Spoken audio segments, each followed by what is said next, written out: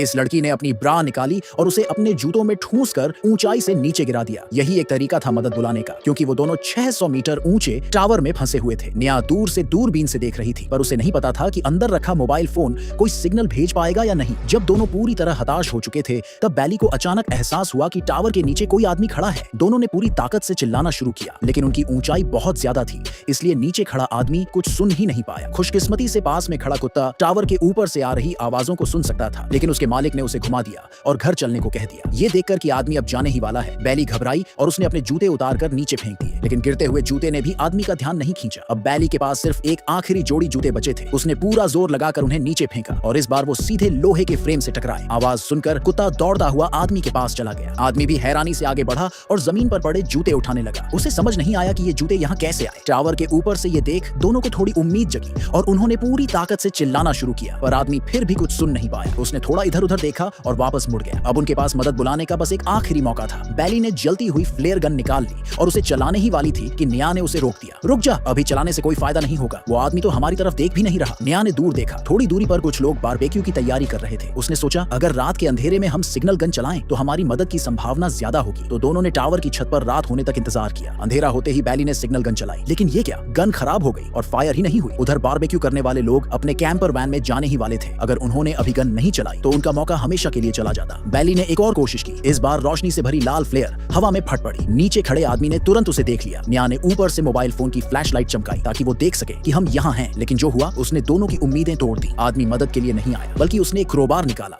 और उनकी गाड़ी का शीशा तोड़कर उसे चुरा लिया। साले हरामी, नेहा गुस्से में चिल्लाई। आदमी ने गाड़ी चुराने के बाद ऊपर देखते हुए मिडिल फिंगर दिखा दी और चला गया। उन्होंने टावर के ऊपर बैठे दोनों को एकदम तोड़कर रख दिया। न सिर्फ मदद नहीं आई, बल्कि उनकी गाड़ी भी चली गई। अब उनके पास कोई रास्ता नहीं बचा। अगली सुबह तक भी उन्हें कोई बचाने नहीं आया, यानी कि मोबाइल फोन गिरते ही टूट गया होगा और उसने कोई सिग्नल नहीं भेजा। अगर यही हाल रहा तो वो दोनों प्यास से तड़प तड़प कर मरने वाले थे। अब नेहा ने एक खतरनाक आइडिया दिया। हमें नीचे उतरकर अपने बैग लेने होंगे। अगर रस्सी बैग तक पहुंच गई तो नेहा उसे खींचकर ऊपर ले आएगी, लेकिन बैली को ये आइडिया बहुत रिस्की लगा। अगर रस्सी टूट गई तो तू सीधे नीचे गिरेगी, लेकिन नेहा के दिमाग में ठान लिया था, अगर रिस्क नहीं लिया तो हम वैसे भी मर जाएंगे। उसने रस्सी को मजबूत से बांधा और नीचे उतरना शुरू कर दिया। थोड़ा नीचे जाते ही अचानक एक हादसा हो गया, पर नेहा का दिमाग और हौसला मजबूत था। उसने खुद को संभाला और धीरे धीरे नीचे उतरती रही। कुछ ही मिनटों में वो बैग के बेहद करीब पहुंच गई, पर वो अब भी कुछ मीटर दूर था। वो जितना हाथ बढ़ा सकती थी उसने बढ़ाया, लेकिन बैग पकड़ में नहीं आया। अब नेहा ने एक पागलपन भरा फैसला लिया। उसने अपनी सेफ्टी रोप खोल दी। बिना किसी सेफ्टी के बैली हैरान रह गई। अब नेहा हवा में झूल रही थी और उसने बैग पकड़ने के लिए कूदने का फैसला कर लिया।